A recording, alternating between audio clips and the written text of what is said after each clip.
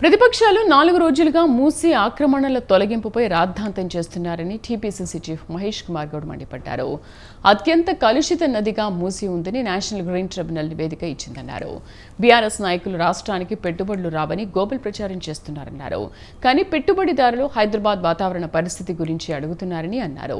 పెట్టుబడులు రావడానికి ఇది కూడా ఒక ప్రధాన అంశమని, మూసీ ప్రక్షాళన జరిగి హైదరాబాద్ చక్కగా కనబడితే పెట్టుబడులు ఎక్కువగా వస్తాయని చెప్పారు. హైదరాబాద్ అన్ని రకాలుగా ఎదగాలన్నా, పిల్లల భవిష్యత్తు ఆరోగ్యం బాగుండాలన్నా ఇక్కడ ఒక మంచి వాతావరణం తీసుకుని రావాల్సిన అవసరం ఉందన్నారు. ఇప్పటివరకు డిపిఆర్ తయారు కాలేదు. మూసీ నది మీద ఇంత పెడతాం అంత పెడతామని ఎప్పుడు అనలేదు. కాకపోతే ప్రకృతి అవసరాల దృష్ట్యా మూసీ సుందరీకరణ అనేది రెండో అంశం అండి.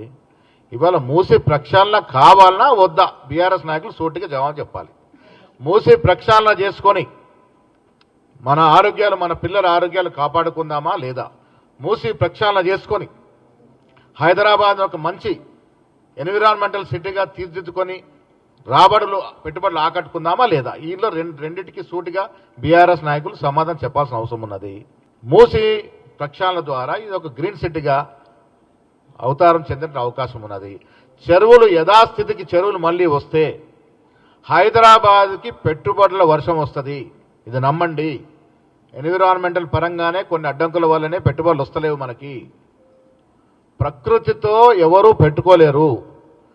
2 నెలలు 3 నెలలు పడాల్సిన వర్షం గంటలు పడితే మన పరిస్థితి ఏంటి? కాంగ్రెస్ ప్రభుత్వం ప్రతి పేదవాని యొక్క బతుకు విషయంలో కట్టుబడి ఉంది. మా బాధ్యత ఏ పేదవానికి కూడా ఎక్కడ కూడా కష్టం రానియము.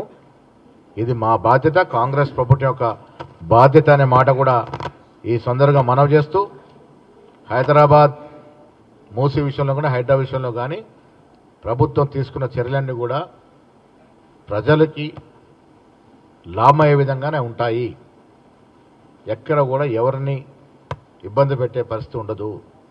అంతిమంగా హైదరాబాద్ నగరం పెట్టుబడులు ఆకర్షించే విధంగా ఉండే విధంగా, సామాన్యుడు ఆరోగ్యంగా ఉండే విధంగా, విశ్వనగరంగా హైదరాబాదు నిజం కూడా ఇవన్నీ కూడా సక్సెస్ అవుతే ప్రపంచంలోనే ఒక గొప్ప నగరంగా తీర్చిదిద్దుకునే అవకాశం ఉంది. కాబట్టి ఆ దశగా అడుగులు వేద్దాం.